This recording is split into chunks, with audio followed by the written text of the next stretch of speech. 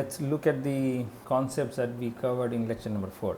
So in lecture number 4 we were discussing the generic question that we handle within second order coherence theory, and this generic question is essentially that if I have a field, then in that field how are the field vibrations at the point space-time point r1 t1 and r2 t2 are correlated. So that's the very generic question, and the quantity that actually quantifies it is this gamma function, the cross correlation function, which is the ensemble average of this quantity v star r1 t1 v r2 t2.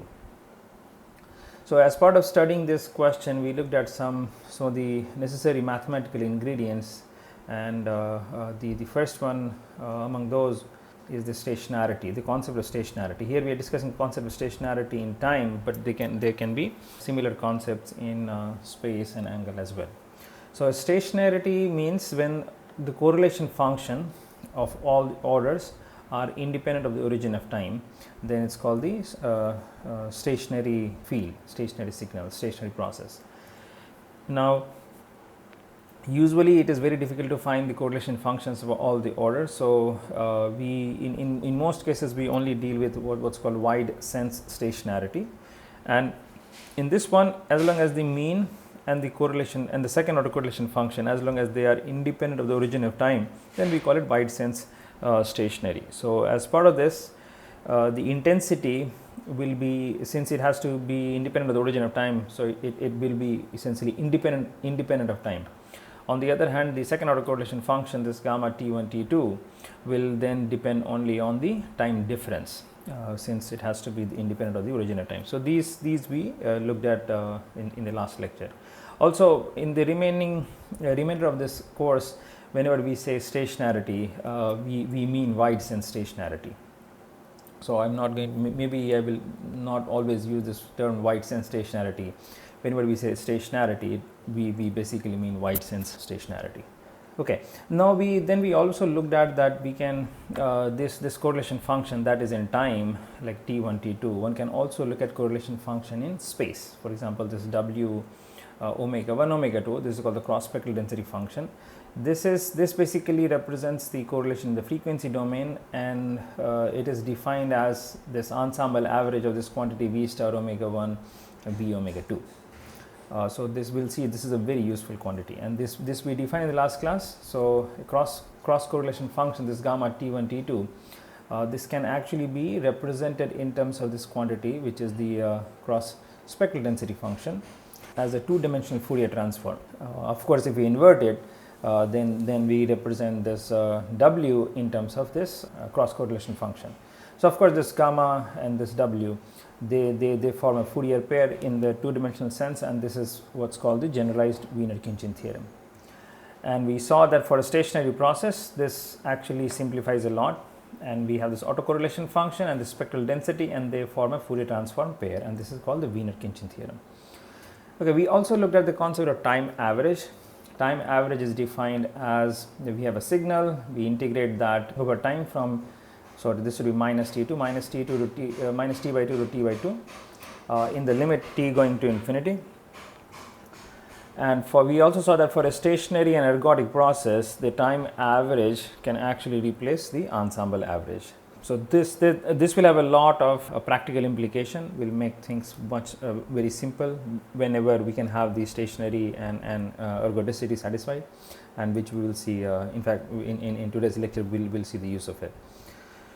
And ergodicity, we also look at ergodicity, which is defined as this condition, and this essentially means that if in a finite time interval all the random fluctuations of a statistical process can be contained, then the process is kind of ergodic. So, and we saw then that if this process is stationary ergodic, the use is that we can replace the ensemble average by the time average. So these are the concepts we looked at in the last lecture. So in today's lecture, we are going to be we are going to be doing the quantifying temporal coherence or temporal correlation. So we go back to this interferometer that we started with last lecture, and again the generic question in this context is that let's say we have a field r naught t, and so we ask the question that in this field, what is the correlation between the field vibrations at two space point is the two time points that are separated by time separation tau. So one field point being at T1, the other one being at T2. So what is the correlation between them?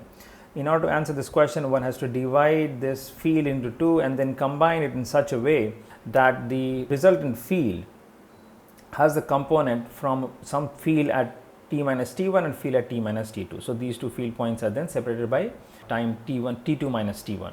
So this is the generic methodology for kind of answering this correlation type question. Okay, so now in today's lecture we are only going to be looking at this the temporal effect. So I will remove this spatial labeling to make things simpler. So we can write this one as Vt as K1 Vt minus T1 plus K2 Vt minus T2. So it's just same. So just that the signal here in time at time t has component from fields that are separated by T2 minus T1, and that is precisely what we were after. Okay, so since this is the field V, we know that we can define the intensity as V star T Vt, and if we just do it again, this we did it last time. That's how it expands. This quantity is the intensity. So we have first term, second term, and the third and fourth. So first term is basically the intensity coming from this point at T minus T1. This K1 is a factor by which the field gets attenuated because of the different this reflection, the splitting here and the splitting here. Similarly, It minus T2 is the intensity coming from this point T minus T2, and then this is the cross term and its complex conjugate. So let me mention that if we just open up the first path T1 and close this one, then this is the only term that we are going to see. If we block this path and then keep only this path, then that is the term that we are going to see here. But if we open up both the paths, then we not only see this term and this term, but we'll also see these cross terms. And now the point to the point to note here is that we can always measure the intensity that is coming out of the source, but if we ask this question as to what is the correlation between the field points in that source, that we cannot directly measure. So for that, we make an interferometer and measure the intensity here, and we find that the intensity measurement at this point T actually contains this cross correlation function, and then today we will see how to extract this cross correlation function through this intensity measurement, and to what extent and in what situations we can extract that information. So that is what we are going to do today. Okay, so that is the intensity at the output port of the interferometer that we see, and this is basically our general temporal interference law. And the essential point is that the intensity measurement at the detector yields the information about the correlation function. That means that is this. So now we can just simplify this a little bit, and so this is K1 K2. So now we can write this K1 K2. This K1 K2 we can write as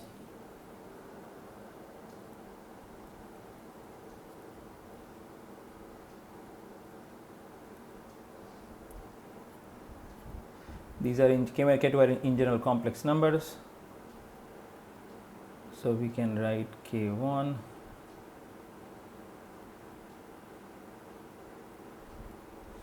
K2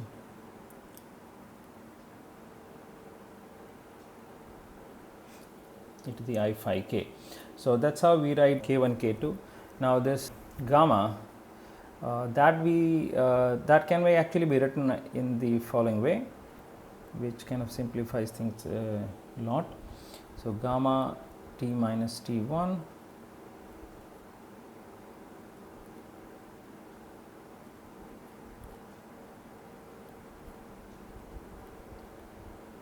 T minus T2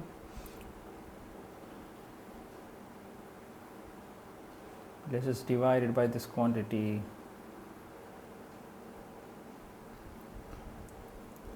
I T1 T minus T1 and I T minus T2,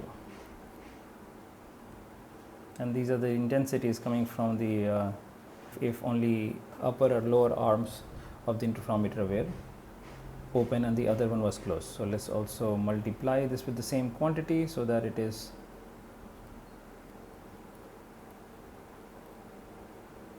t minus t1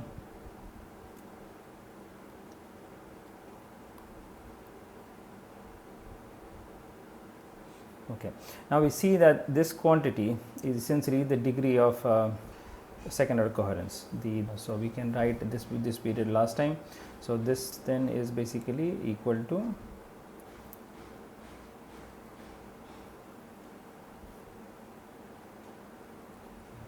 I t minus t1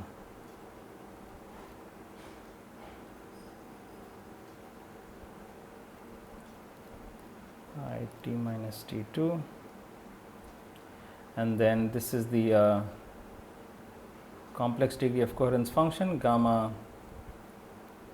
t minus t1 t minus t2. Okay, so this is the complex degree of coherence function. We can take its mod, the absolute value, and then it also gives us e to the I argument of gamma. That's the mod of gamma, and that's the argument of gamma. So if we write it in this manner, then we can write this interference is just as first term, second term, and this term I am writing k1 k2 as this gamma cross correlation function in terms of the degree of coherence. And so if we combine this, the complex conjugate part, we have this cosine argument of y plus phi k. So this is how we can rewrite this one. Okay. Now this is the interference, or this is the intensity that we observe at the output of the interferometer. Now there is a very useful concept in studying interference and interferometer, that is called the visibility of the interference pattern, because we see this is a cosine term. That means the intensity will change periodically. So there will be a maximum, there will be a minimum. So one can use that maximum value of intensity and then the minimum value of intensity to define this quantity called the visibility. So V equal to I max minus I min divided by I max plus I min. And if we just do the math correctly, one can actually show that this quantity is just this term twice k1 k2 and divided by in fact this term. So that is the visibility. Now in situations when the intensity coming from the upper arm of the interferometer, or one of the arm of the interferometer, is same as the intensity coming from the second arm. That means this k1 square I t minus t1 is equal to k2 square I t minus t2. So when these two terms are equal, it turns out that this visibility is simply equal to this degree of coherence function.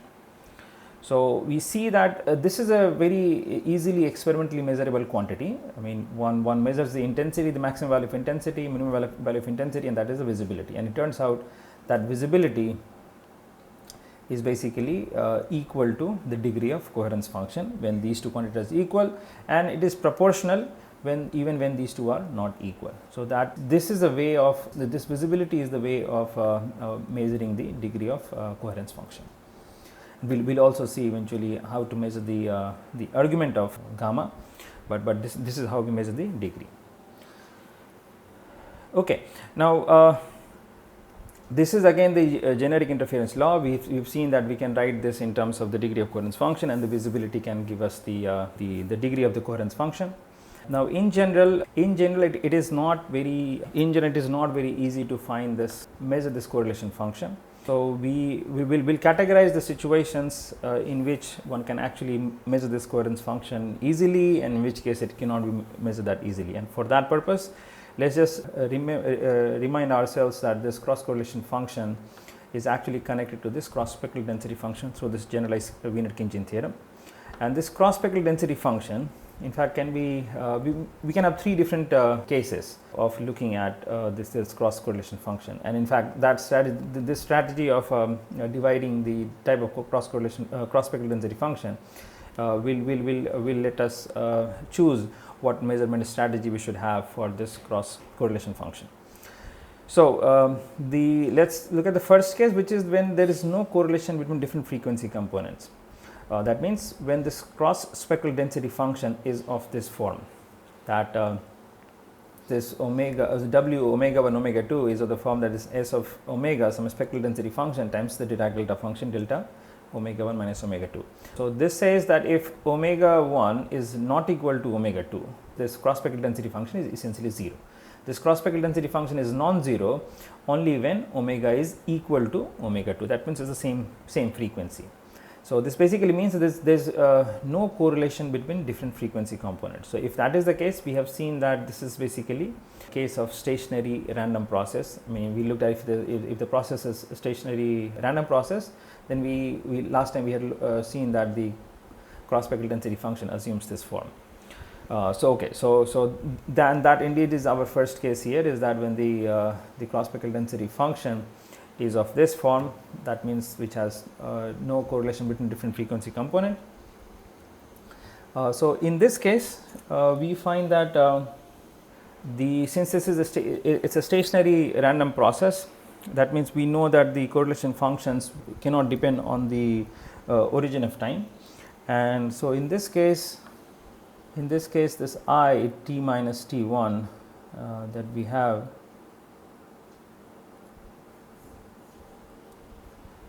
this will simply be I0, which is basically saying that it is time independent. The intensity doesn't depend on time. Similarly, I t minus t2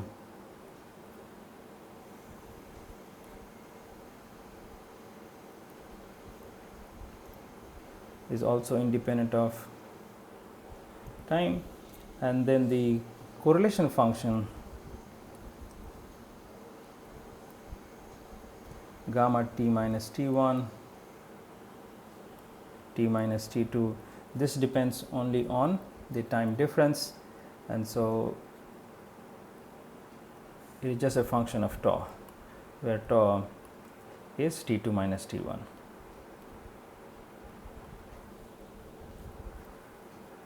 We can also look at the degree of coherence function gamma tau, and this is then simply, well, the mod of it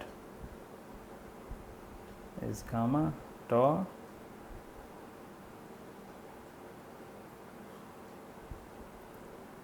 divided by the intensity. So if we substitute these, we can see that we can write this intensity as k1 square I, k2 square I. I'm writing for I naught, I'm just writing I, to k1 k2 I, this gamma tau. So what we see here is that now this intensity is no longer dependent on time. So what we see at the end of the interferometer, it is stationary, it doesn't change as a function of time. So and this intensity, through this intensity measurement, then one can actually find this gamma of tau.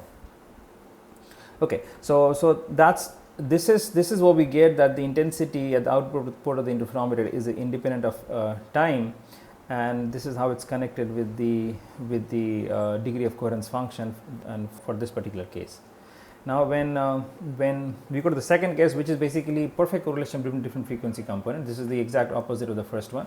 So in this case, the cross spectral density function, which is defined as the ensemble average of this quantity, is same as the quantity itself. So the ensemble average doesn't bring in anything. So essentially they're saying there's really no randomness in the process. The frequencies are perfectly correlated, so there's no randomness, hence the ensemble average is same as the quantity itself. So that's the case when there's a perfect correlation.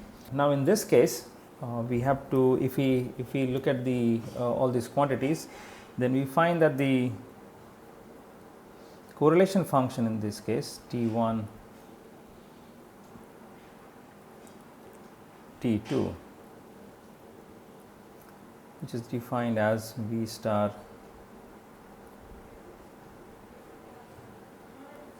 T1 V T2. This quantity, which is ensemble average, that will actually become independent of this ensemble average, and this is simply V star T1 V T2. Okay, and we can also write this then as product of two integral minus infinity to infinity. V star we can write as V tilde star omega 1 e to the plus I omega 1 T1 plus, because this is a star, d omega 1 times minus infinity to infinity v tilde omega 2 e to the minus I omega 2 t2 d omega 2. So that's how we can write this the cross correlation function. Now the intensities in this case, and in fact intensity is defined as IT1. So we could just do IT, which is essentially gamma of T and T. And so this essentially we see the form of this one. So this is essentially the mod square of this quantity, which is simply minus infinity to infinity v star omega v tilde omega e to the minus I omega t d omega. Okay, so we see that the intensity in this case actually does depend on time. So it is not stationary, it is not time independent, and of course the cross correlation function depends on both the time arguments t1 and t2. And in fact, we can also, if we look at the degree of coherence function, that means gamma, small gamma t1, t2. So since there is a perfect correlation in frequency, we will expect perfect correlation in time as well. But let's see if we can get it. So this is defined as gamma. In fact, we look at the mod of this as a degree, and so that's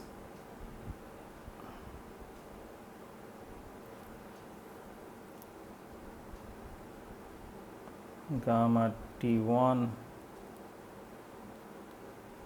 t2 divided by the two intensities, which is I t1 and I t2. Okay, this we can also write as mod square of this one, and we can take the square root. And if we do this, we can also show that this is essentially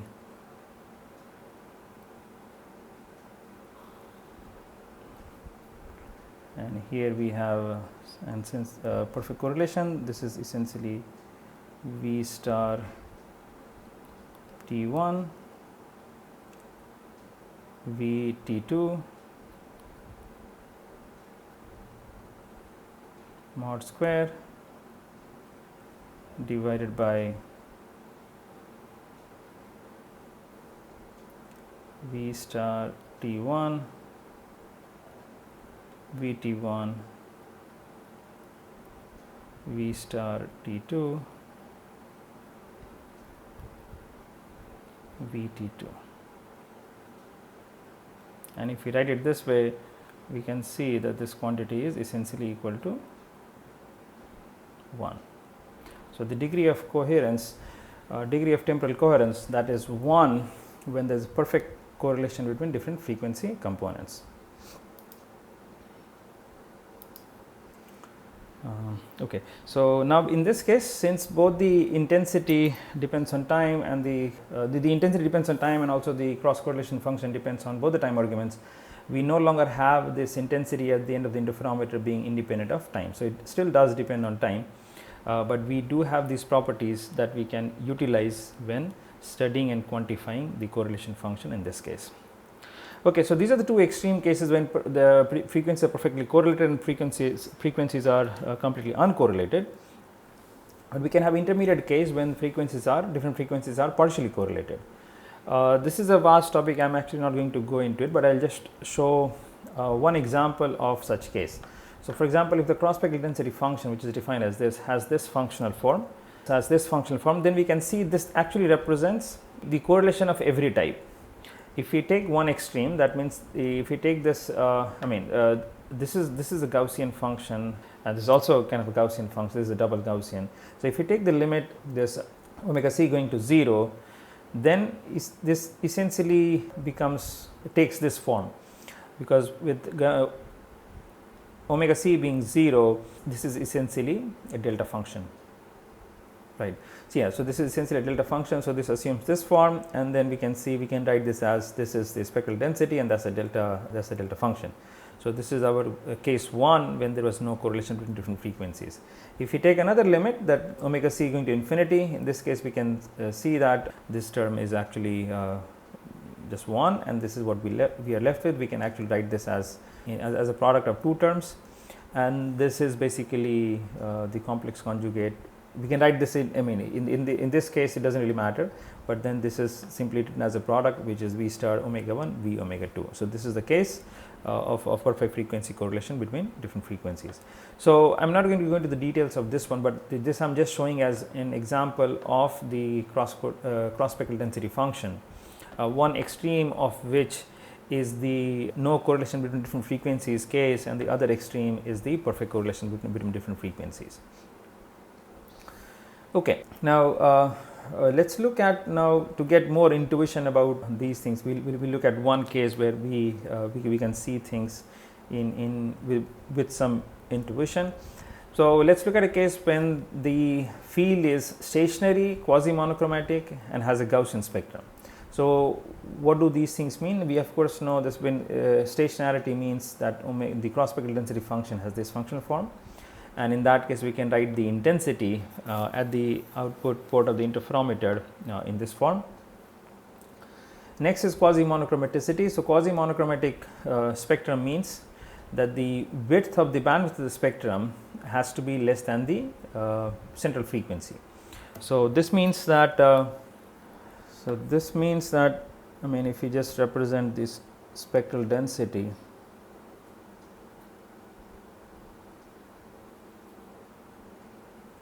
as a function of omega frequency, let's say if this functional form looks something like this, this we can call the mean frequency omega naught, and this is the width of the cross spectral density function. So in this example we see the delta omega is definitely much smaller than this the mean, the omega naught, and this is what we mean by field being quasi monochromatic. So that's our second condition, the field should be quasi monochromatic. That means delta omega should be much smaller than the mean frequency.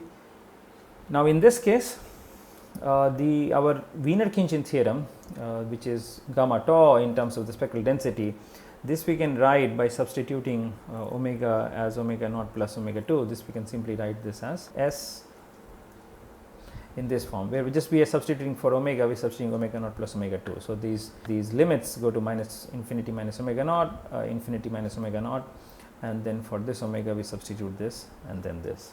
Now we can separate this e to the minus I omega naught tau from here. It comes out.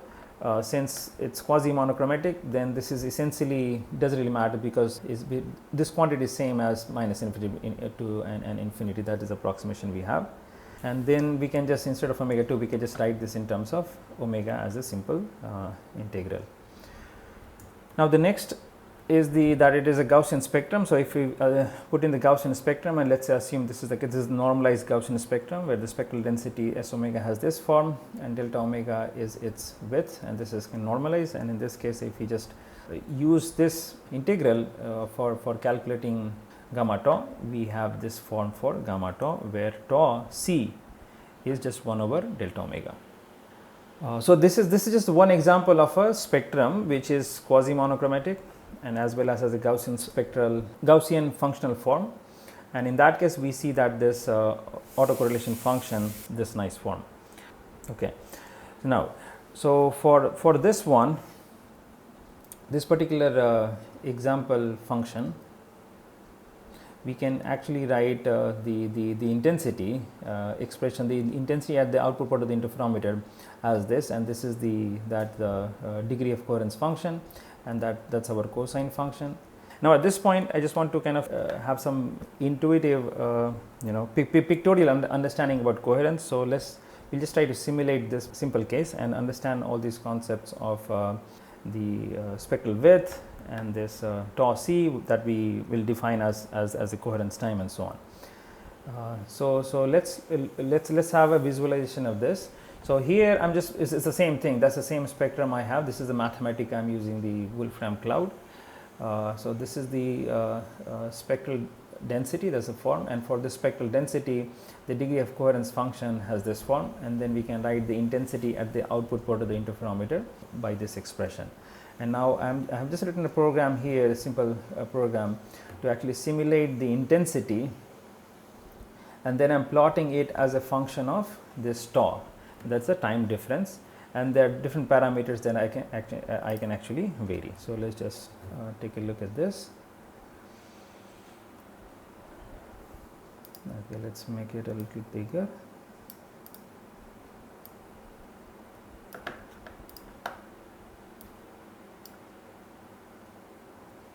Okay, so here are 3 knobs that I have, and then that we can use to change. So this is the mean frequency. Let's put the mean frequency that is smaller than much larger than delta omega, and this k1 is basically the splitting constant from the beam splitter. So as we see, if we change the mean frequency, this, and here I am plotting, this is the spectral density, and that's the degree of temporal coherence function, and this is the intensity at the output of the interferometer. So here this is tau, very tiny, probably you can't see it, hopefully you can. So here this is the intensity as a function of tau. So as we see, if we increase tau, we see this sinusoidal variation in the intensity, and then we see this overall decrease in the visibility of the interference pattern. If we decrease omega naught, of course we have a spectral density that is centered at a different frequency, but since this is a smaller frequency now, we see the fringe period has become larger. So mean frequency of the spectrum basically decides what will be the fringe period of the interference fringes that we will see at the output port of the interferometer. Okay, so let's keep it here. Now this is the width of the spectrum, delta omega. So delta omega decides this width of the spectrum, and this is the degree of temporal coherence function, and we know that these two are connected. So if we increase delta omega, this will become broader, yeah, and this will become narrower. And this one is simply the degree of coherence function multiplied by a cosine function. So when the width of this one decreases, width of this one will decrease as well. So this one is just the envelope function that one has here. Let's increase the delta omega further. This will become even broader, and this becomes narrower. Let's increase the frequency a little bit more. And now we see that the fringe period has become smaller. Let's increase the width.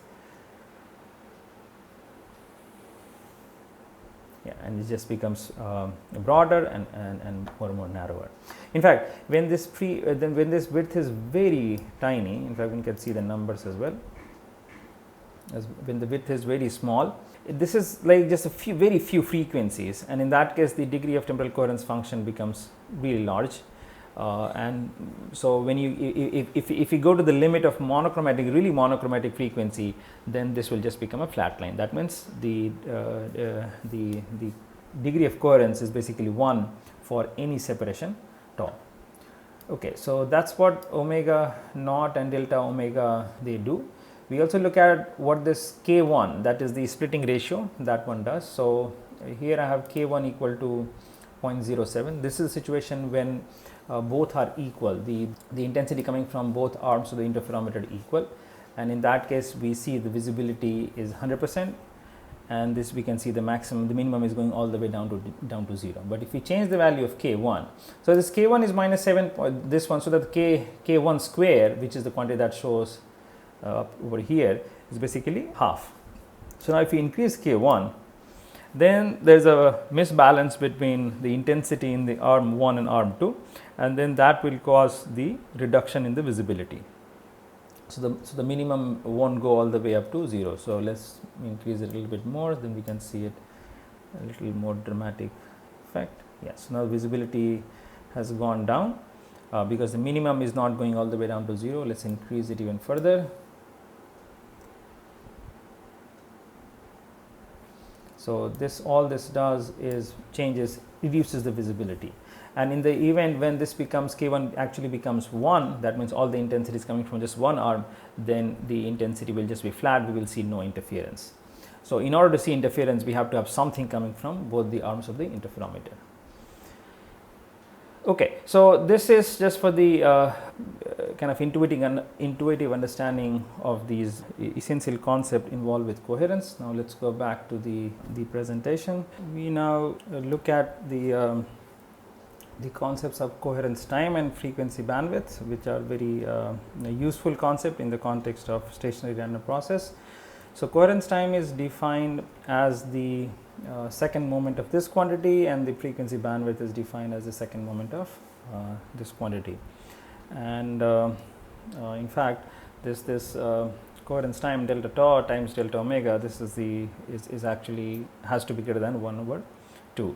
That's more like uncertainty type relation that we actually see here. Now let's just look at in the Gaussian spectrum that we just had. For this, the correlation function had this form, and the degree of correlation function has this form. So for this Gaussian spectrum, the spectral density is this, and this was our degree of coherence function. So this quantity, the half width is the frequency bandwidth that we have, and the half width over here is our coherence time for this particular spectrum. So for this spectrum, we can very nicely define the coherence time and also the frequency bandwidth. And here I am actually listed a few well-known sources. So it's a very well stabilized laser, diode laser, which are not that stabilized, and then sunlight. And these are the numbers that we have for frequency bandwidth and coherence time. So for very stabilized laser, the frequency bandwidth of the spectrum is of the order of 10 to the 6 hertz, is 1 megahertz, and the corresponding coherence time is 10 to the minus 6. So if you think in terms of length, which is a speed of light times the coherence time, this is about 300 meters.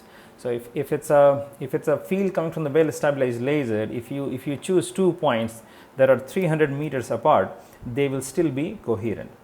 Now in diode lasers, the frequency bandwidth is about, let's say, 1 gigahertz, and then the coherence time is a nanosecond, and in there we find that the coherence length is of the order of 0.3 meters. For sunlight, the frequency bandwidth can go up to 100 terahertz, 10 to the 14 hertz, and the coherence time is 10 to the minus 14 second, and the coherence length is of the order of 3 micron. So even in the sunlight, if you choose 2 points that are separated by not more than 3 micron, we will still see interference. So if you have a sunlight going through an interferometer, a Mach interferometer, in which the path length separation is less than 3 micron, we will actually see interference. Okay, so that's the concept of coherence time and frequency bandwidth. These are very useful concepts, but I think one thing one has to be very careful that this concept is useful only when the spectral density is singly peaked. If this is a singly peaked function, it is always easy to define the second moment and variance and all. But if the spectrum is multiply peaked, the concept of coherence time and frequency bandwidth cannot be defined in the usual sense of an RMS width. So for example, if the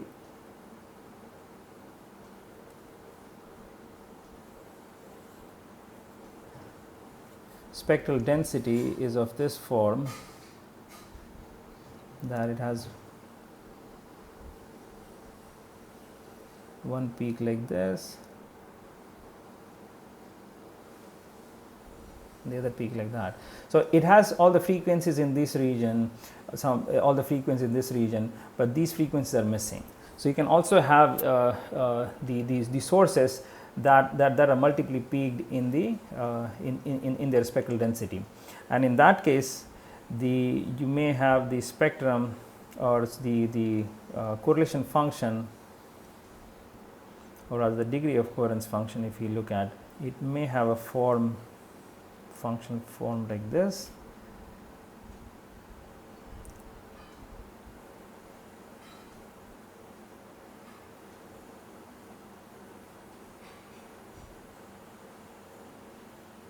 Okay. So what we are seeing here, for such spectrum, we can have a degree of coherence function which is again multiply peaked, and now we see that this degree of coherence function becomes 0 at this point for this toss separation, and it again increases and then becomes 0, increases again, becomes 0. So if we choose 2 points in the field that are separated by let's say this much time separation tau, then we find that these two fields are very nicely correlated, because the degree of coherence function is this. But if we choose 2 points in the field that are separated by this much of time separation, then we find that those 2 points are those 2 time points are completely incoherent. But again, if we choose a point that is the pair of points that are separated by this much time separation, then these 2 points will again become coherent. So for such functions, one cannot define the width of the function, and hence it is difficult to define the coherence time in the sense that we do over here. So one has to be careful in this when the spectrum is multiply peaked. One has to be careful as to defining the concept of coherence time and frequency bandwidth. But one has to kind of understand that here one is talking about the coherence or the degree of correlation between the pair of points depending upon their separation. For some separation it can actually become 0, but for another separation which is larger than the first one, it can actually become positive again. Okay, so this is all we have for today. Thank you.